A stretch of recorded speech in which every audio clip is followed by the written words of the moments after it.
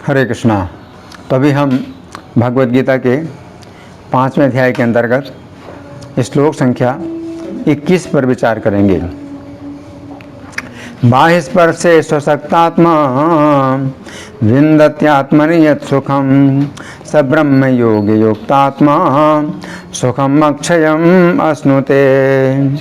तो यहाँ पर भगवान कह रहे हैं कि बाहर के स्पर्शों में जो व्यक्ति अनासक्त होता है, यानी आसक्ति रहित होता है। बाहर के स्पर्शों में जो व्यक्ति आसक्ति रहित होता है, विन्दति आत्मनि सुखम, और जो अपने अंदर जो सुख है उसका अनुभव करता है।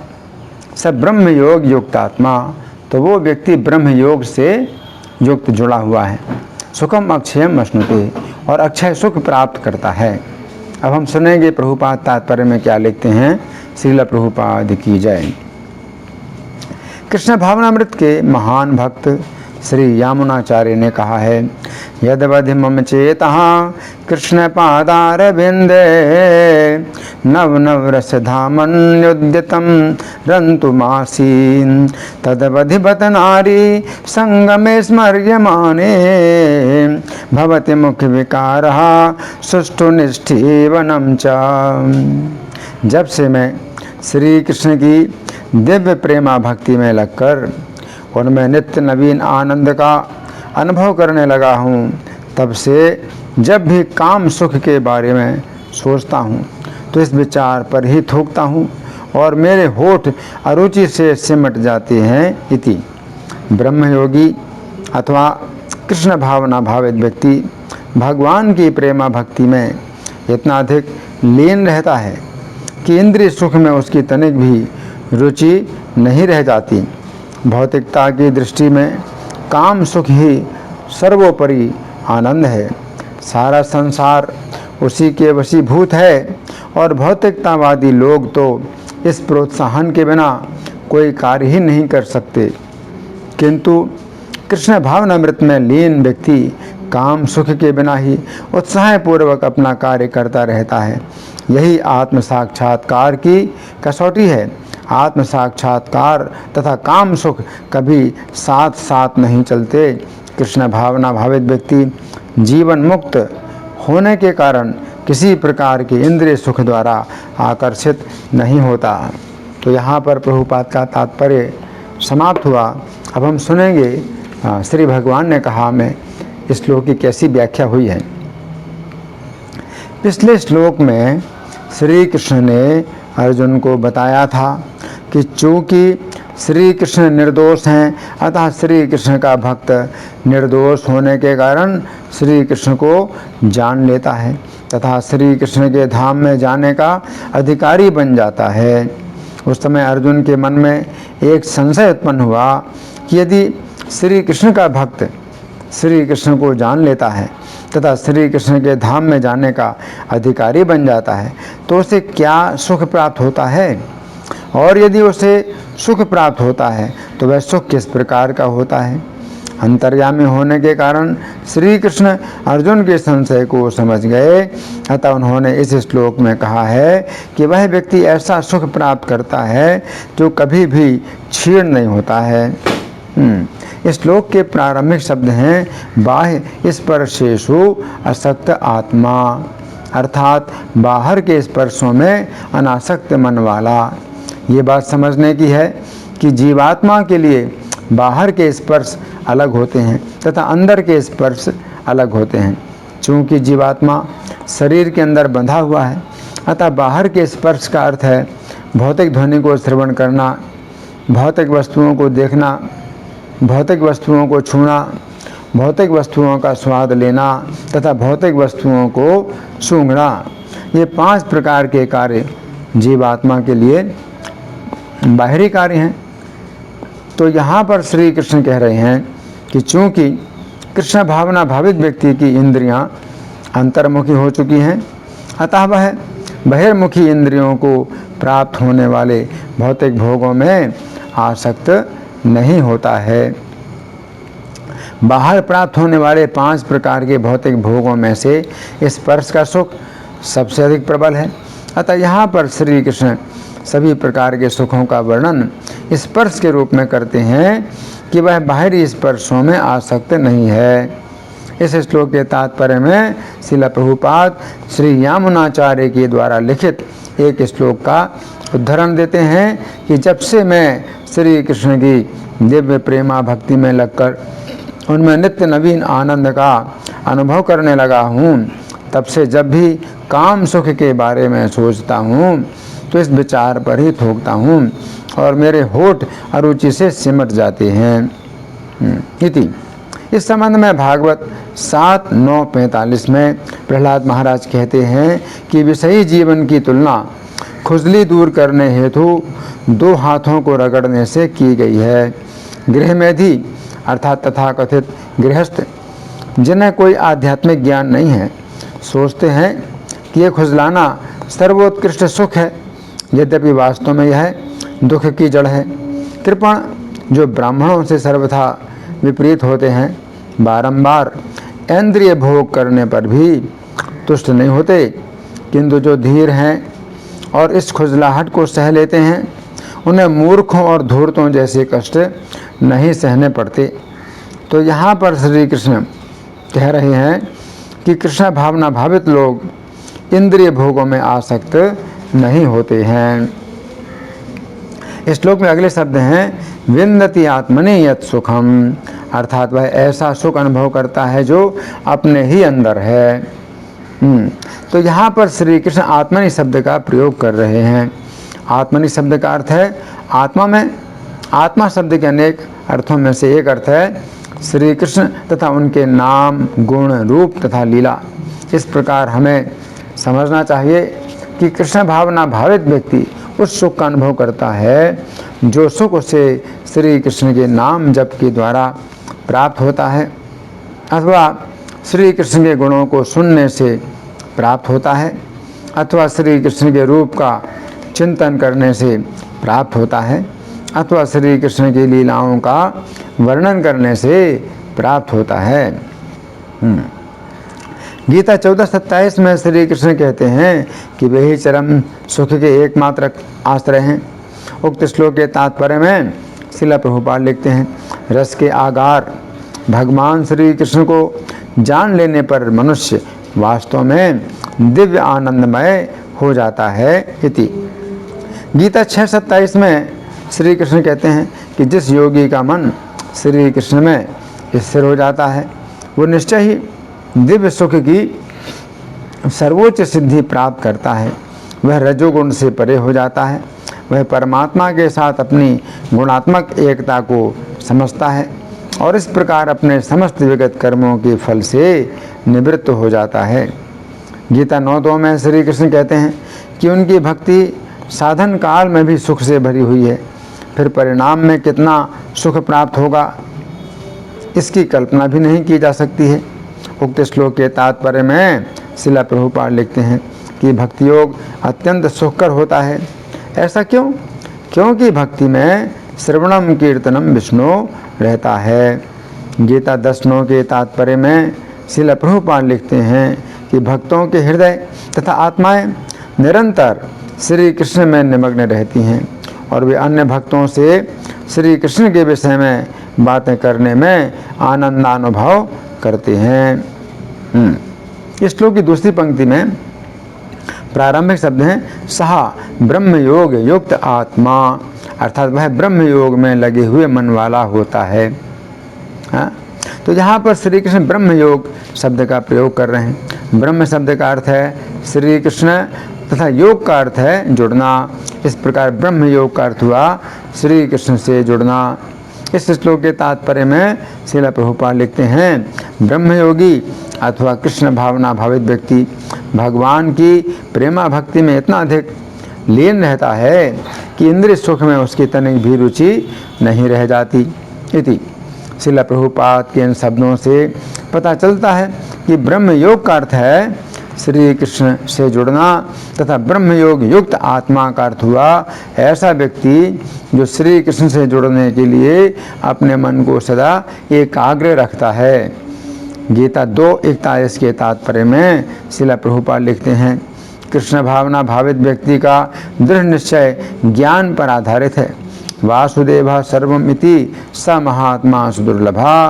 कृष्ण भावना भावित व्यक्ति अत्यंत दुर्लभ जीव है जो भली भांति जानता है कि वासुदेव या श्री कृष्ण समस्त प्रकट कारणों के मूल कारण हैं।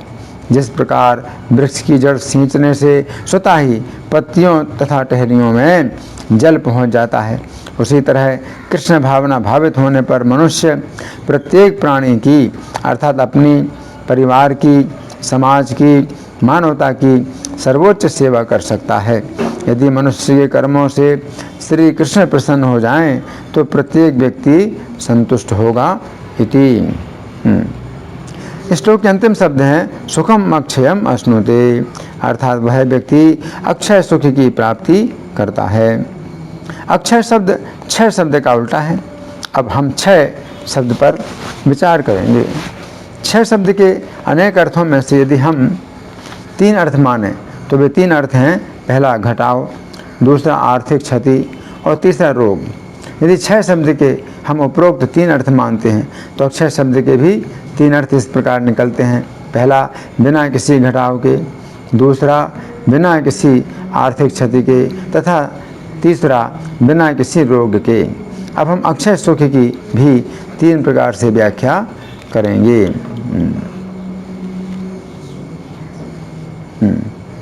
अक्षय सुख का पहला अर्थ है कि यह सुख कभी घटता नहीं है। हम जानते हैं कि इंद्रियों से प्राप्त होने वाले सुख कुछ समय के बाद घटने लगते हैं, फिर घटते घटते शून्य हो जाते हैं, फिर ये सुख दुख में परिणत हो जाते हैं। परंतु कृष्ण भावनामृत में जो सुख प्राप्त होता है वो घटता ही नहीं है।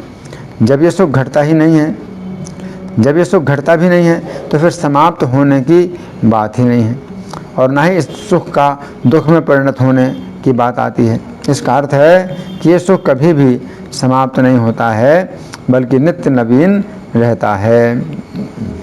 अब अक्षय सुख का दूसरा अर्थ है कि इसमें आर्थिक क्षति नहीं होती है। हम जानते हैं कि इंद्रियों के सुखों को प्राप्त करने के लिए व्यक्ति को धन खर्च करना पड़ता है। कभी कभी व्यक्ति को इतना धन खर्च करना पड़ता है कि व्यक्ति सड़क का भिखारी बन जाता है। परंतु कृष्ण भावनामृत में जो सुख प्राप्त होता है उसमें कोई भी खर्च नहीं होता है, इसे चोर भी नहीं चुरा सकता है। ये सुख सभी प्रकार से सुरक्षित है। इस सुख को निर्धन से निर्धन व्यक्ति भी प्राप्त कर सकता है। केवल व्यक्ति को अपना समय देना होता है कि वह श्री कृष्ण के विषय में श्रवण तथा कीर्तन करे। अब अक्षय सुख का तीसरा अर्थ है कि इसमें कोई रोग नहीं होता है। हम जानते हैं कि इंद्रियों के सुखों को भोगने पर रोग उत्पन्न होते हैं और ये रोग व्यक्ति के लिए जीना मुश्किल कर देते हैं। परंतु कृष्ण भावनामृत में जो सुख मिलता है उसमें कोई भी रोग उत्पन्न नहीं होता है, बल्कि ये सुख एक ऐसे रोग को मिटा देता है जो सभी प्रकार के रोगों की जड़ है, और वह रोग है भवरोग।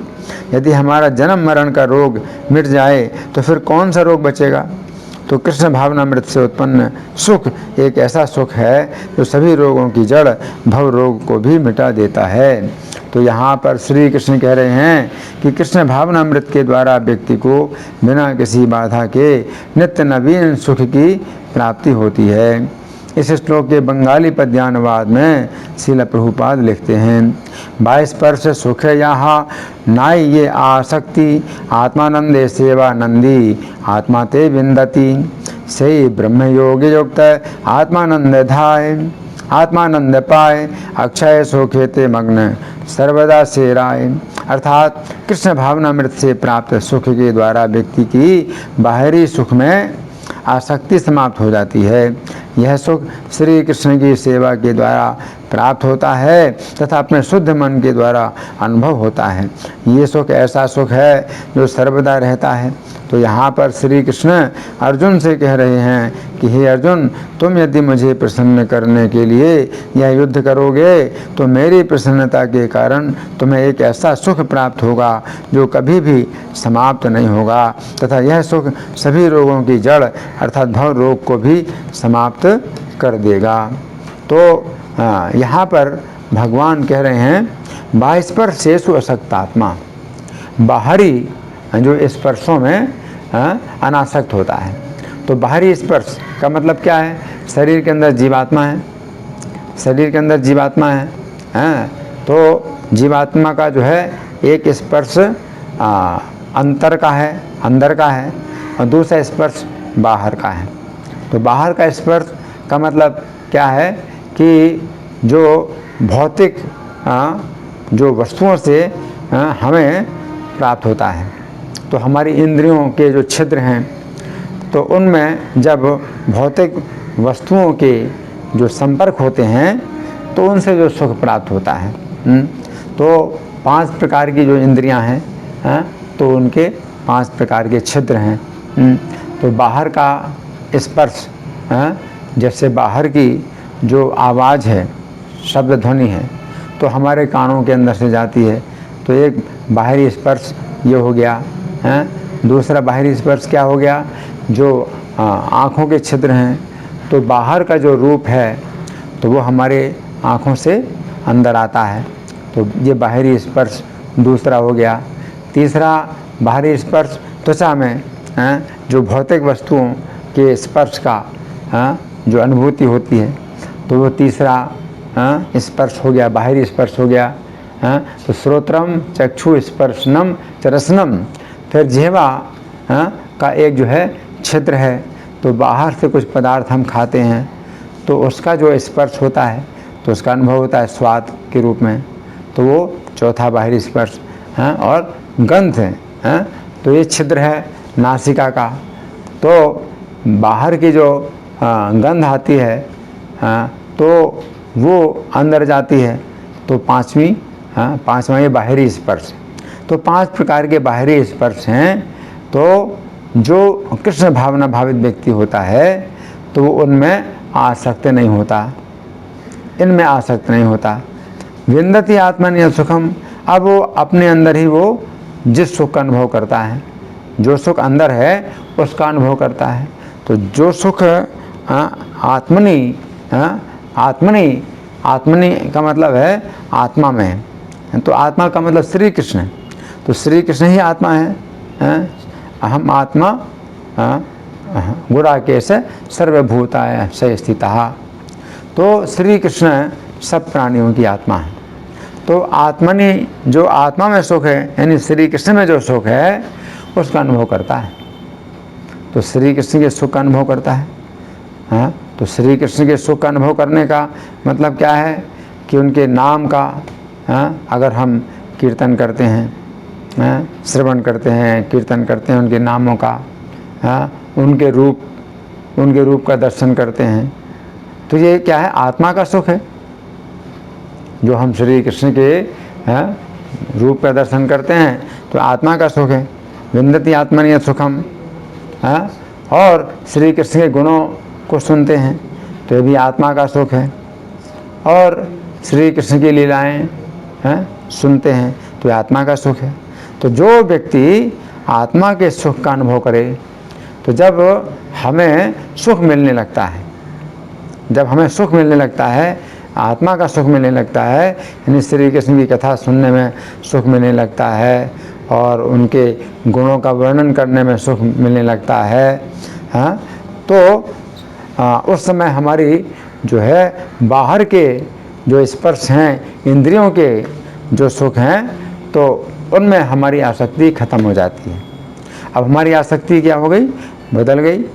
अब इंद्रियों की तृप्ति में जो हमारी आसक्ति थी, वो आसक्ति हो गई श्री कृष्ण के नाम रूप गुण लीला, इसमें आसक्ति हो गई।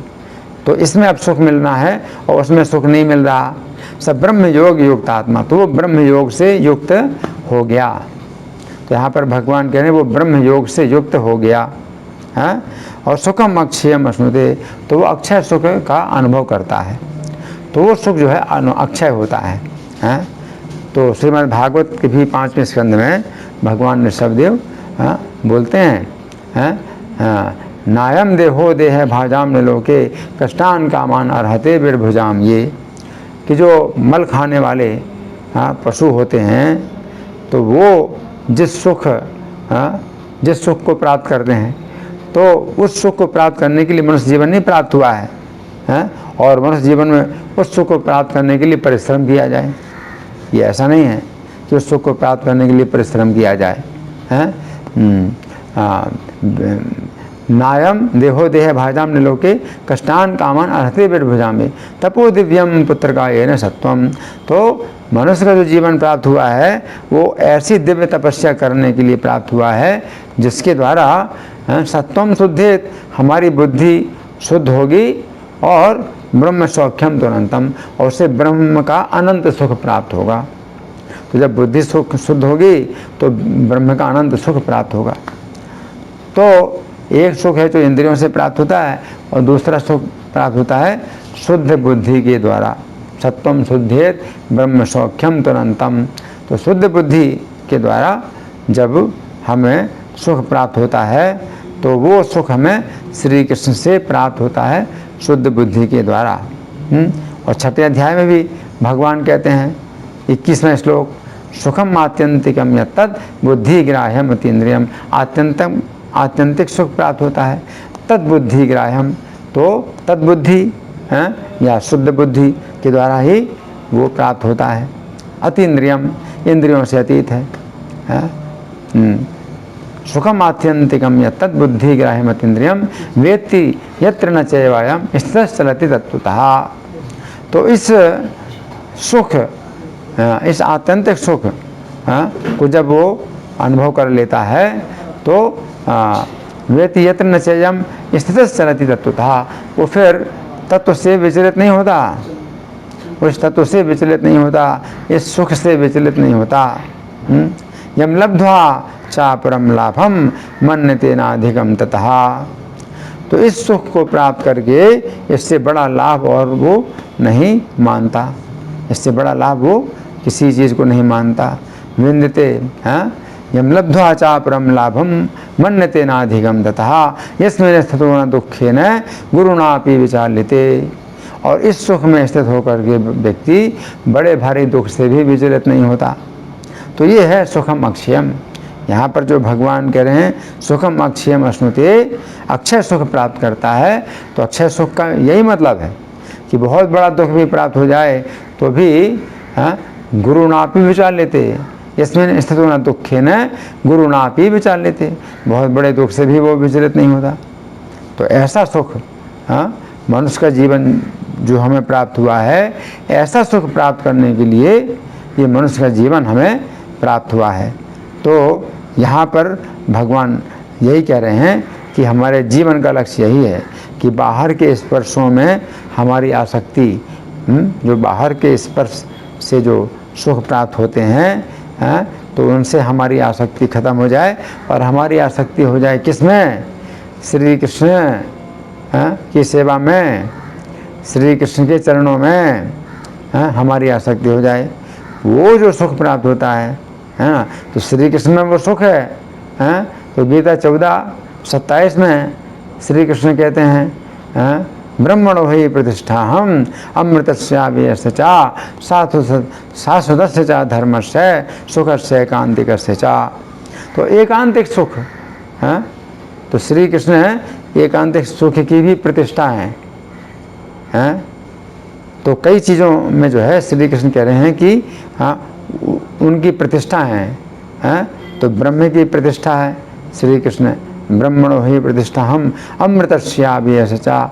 और जो अमृत है और अविनाशी है उसकी भी प्रतिष्ठा श्री कृष्ण है। शाश्वतस्य च धर्मस्य, और जो शाश्वत धर्म है उसकी भी प्रतिष्ठा श्री कृष्ण है। और सुखस्य एकांतिकस्य च, और जो एकांतिक सुख है उसकी भी प्रतिष्ठा श्री कृष्ण है। तो यहाँ पर भगवान ये कह रहे हैं कि जो व्यक्ति ब्रह्म योग से युक्त हो जाएगा तो वो अक्षय सुख प्राप्त करेगा। धन्यवाद। हरे कृष्णा।